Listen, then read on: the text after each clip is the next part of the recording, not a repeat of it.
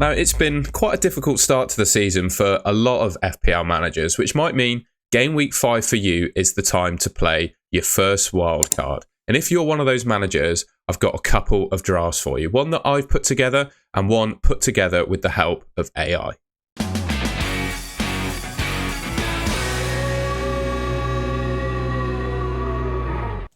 First of all, just wanted to apologise for the puppy wound. Still there, unfortunately, probably take a few days to heal. I spoke about that in my previous video. I got brutally attacked by a friend's puppy at the weekend. I wanted to start off by talking through my draft and going through the goalkeepers and defenders first up.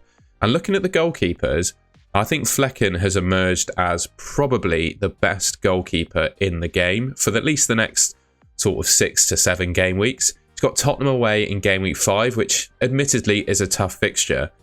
But Flekken is a goalkeeper that is achieving 5.53 saves per 90, which is, when you round it up, the maximum saves bonus possible every time he steps out onto a football pitch. So Brentford might concede against Tottenham, but he's still hopefully going to get some saves bonus points. And for me, the best goalkeepers in FPL are ones that keep like an average amount of clean sheets, but make a lot of saves. And I think Flekken ticks that box. Looking at his stats currently, yes, I know he's not kept a clean sheet so far this season, but with the fixtures he's got coming up, I think there is a mixture of a decent amount of clean sheets coming up and potential for a lot of saves. So I think Flekken is possibly the best, well, 4.5 million at least, goalkeeper in the game right now. And I also, if I'm making a wildcard draft, I think it's worth going for a Trent and Robertson double up in defence. I know they didn't do too well against Nottingham Forest in Game Week 4, but Liverpool have kept 3 clean sheets from the 4 games they've played so far this season. So I've seen enough from Liverpool to consider them a pretty strong defence under their new manager, right? And Trent and Robertson, I think, are the standout Liverpool defensive options, right, alongside Van Dijk. But the attacking numbers, particularly Trent, is putting up. Yes, he hasn't got an attacking return yet, but he's on 0.59 expected returns per 90. And if you look at the players in the Premier League that put up those kind of numbers last season, I think Ollie Watkins, if I remember rightly, was 0.58. And he scored 19 goals and got 18 assists last season by putting up the same underlying numbers that Trent did. So I'm not saying he's going to get that level of attacking returns, but what I am saying is, Liverpool is strong defensively and Trent is looking really good from an attacking perspective. And with all those things put together, I think it's looking like a pretty compelling option to have 2 Liverpool defenders in your team. So this is what my starting back four would look like for Game Week 5. Flekken in goal, who I already spoke about. Trent and Robertson in a double up. Interestingly, according to Fantasy Football Hub, where I get this expected points data from, by the way, you can sign up to Fantasy Football Hub. I get you 50% off in the description below. Yeah, Robertson actually comes out on expected points over Trent. I think that's possibly because he's just taken more corners and probably achieved a little bit more, I guess, assist threat through that. But again, the underlying numbers for Alexander-Arnold are better. So, take that as you will. Then I've gone for Colwill as my third defender. I think of all the 4.5 million defenders in the game, there's much for muchness between them. I think Colwill's a pretty decent option, Chelsea, not looking too bad defensively, kept a clean sheet in Game Week 4 against Bournemouth away. And he's 4.5 million, looks like he's going to play every game. Relatively good when it comes to injuries, at least this season. West Ham away coming up next. There's a chance, I'd say, of a clean sheet in that one. Then Brighton and Nottingham Forest after that. I personally am not too tied up on 4.5 million defenders. I think all you need to do is visit Fantasy Football Hub for yourself to see who are the top guys for expected points. And ultimately, I think there's much of a muchness between them. So if you want to go for someone else that isn't Colwill, feel free. There are so many 4.5 million defensive options. I wouldn't get too hung up on who you pick. I don't like to use the word essential too much, but in terms of good value midfielders with good fixtures and good stats so far, I think Mbeumo is as close to essential as you could probably get for a value midfielder in the game right now. The kind of downside that has happened recently is Wissa being confirmed out for a few months. I think that might have some impact on how Mbeumo performs from an attacking perspective. I think the two of them form quite a dangerous partnership for Brentford, so that is one thing to bear in mind. But for me, Mbeumo he ticks all of the boxes. I've said this in multiple game weeks gone by, particularly with Tony leaving. He just ticks all the boxes of a good FPL asset. I absolutely love players that take penalties, free kicks, and just play 90 minutes every game, because it means any game, any minute, regardless of opposition, all they need to do, they'll be on the pitch for every minute because they play 90. All they need to do is win a pen or a free kick to have a chance of scoring. So yeah, Mbeumo's looking like a really good option. I spoke about Brentford's fixtures when going through Flecken, and obviously that applies from an attacking perspective as well. And I'd actually say, from an attacking perspective, I think Brentford could score in every single one of the fixtures they've got coming up until Game Week 13. Tottenham away, not the best team defensively, particularly from set pieces, which Mbeumo takes. West Ham, Wolves, Man United, Ipswich, Fulham, Bournemouth, Everton, Leicester. I don't think they really face a solid defence for, 8-9 game weeks? So yeah, I really like Mbeumo as an option. He's put up some really decent numbers so far this season. 3 goals from 4 starts. Slightly outperformed his XG, but we all know on penalties and free kicks, etc., he can score in any game and looks like a really good option, right? So if I were to name one midfielder, other than maybe Salah, who's the other obvious one, to pick on a wild card, I'd say Mbeumo. So this is the midfielder I would pick if I was on my wild card. I've gone for Salah. I also really like Jared Bowen. I quite like, especially when you're on your wild card, to pick low-owned players that are proven to be good. So Jared Bowen has got a good record over multiple seasons now playing for West Ham of scoring 10 to 20 goals a season, right? He can guarantee you, I would say, 10 to at least 15 goals this season, I would say. He's looking like West Ham's talisman. Unfortunately, he doesn't take penalties for them. But yeah, I think he's a really good option. And yeah, I think when you're on your wild card, picking a differential that is relatively low owned but proven over multiple Premier League seasons is a good way to go, because it puts you ahead of people that aren't on their wild cards. Got a bit waylaid there by someone at the door. So that's Jared Bowen. Morgan Rogers has been a little bit disappointing so far this season. I'm a little bit worried, I would say, that he's a player that will pass the eye test every single game, but when it comes to getting that final ball for an assist or that final tap in, etc. for a goal, he might be a bit lacking.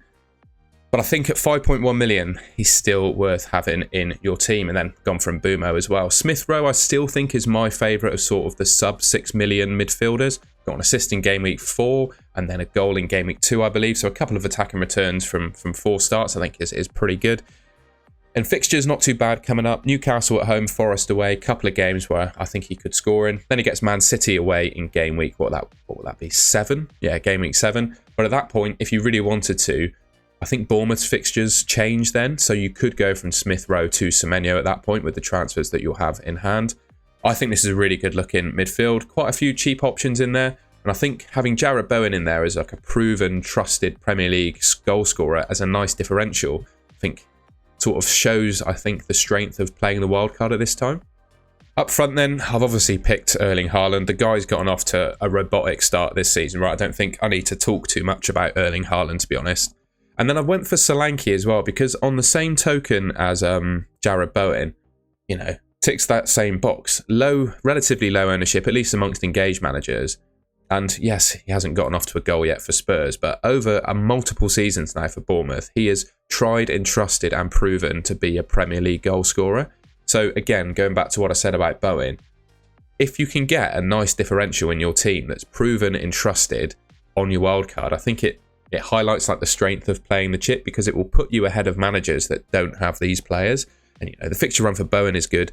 And I'd suggest the fixture run for Solanke is good as well. Brentford at home, Man United away, that's Brighton, not Bournemouth away.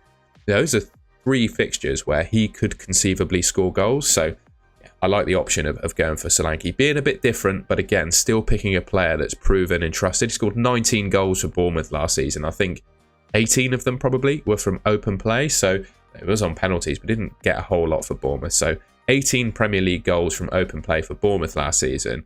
Spurs, I would suggest, not gotten off to the best start this season, but I would suggest they're a better attacking team than Bournemouth are. So I really like him as an option, particularly if you're using your wildcard. I just wanted to summarise this team then in terms of expected points and how much it might set you back. So 66.1 expected points in total for this team, and it's a 100.1 team value, 100.1 million team value team. You can quite easily skimp on a little bit of budget by just downgrading Rico Lewis, basically. I went for Rico Lewis on the bench because I still think he's value for money at that price. Even if he isn't necessarily going to start every game, I think he's proven to be one of Pep's first choice defenders now. And I think at 4.7 million, even with a risk of being benched and expected minutes, etc., I still think that's good value. 4 million goalkeeper doesn't really matter too much. I went for Greaves as my 4 million defender because I think Ipswich are probably the strongest of the promoted teams. and he just looks to be absolutely nailed on. And then in order to fit in the 5 midfielders and 2 forwards, you kind of have to go for just a dead spot as your striker at 4.5 million. But again, with Greaves and Lewis who can come in, maybe you can pick someone else instead of Lewis if you want to. You've got a couple of bench options there if any of these guys get injured at short notice or whatever. So if I was on my wild card, I think I would pick a team something like this. I mentioned that I'd show you an AI draft. And if you go on the Fantasy Football Hub website, again, link in the description below, 50% off. This is the AI wildcard draft that is suggested. It's got a team value of 100.8 million. So you might not be in a position where you have that much budget. But I think for me, it's quite obvious some areas in this team where you could save a bit of money. For example, Flecken and Verbruggen as a 4.5 million goalkeeper double up. You could quite easily get rid of one of those and drop in a Bentley, for example, at 4 million. And likewise, you could downgrade one of Gabriel, Porro, Trent or Robertson if you wanted to as well to save yourself a bit of cash. But if you were to go by the Fantasy Football Hub AI team rating and algorithms, etc., this is the team that it has suggested.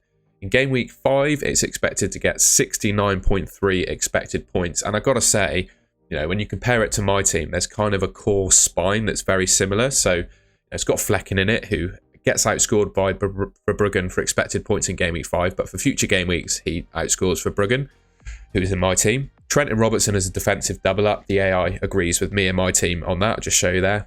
And it likes Rodgers and Bumo, Salah and Haaland as well. So those, and Rodgers, of course. So those are, I think I just said Rodgers actually.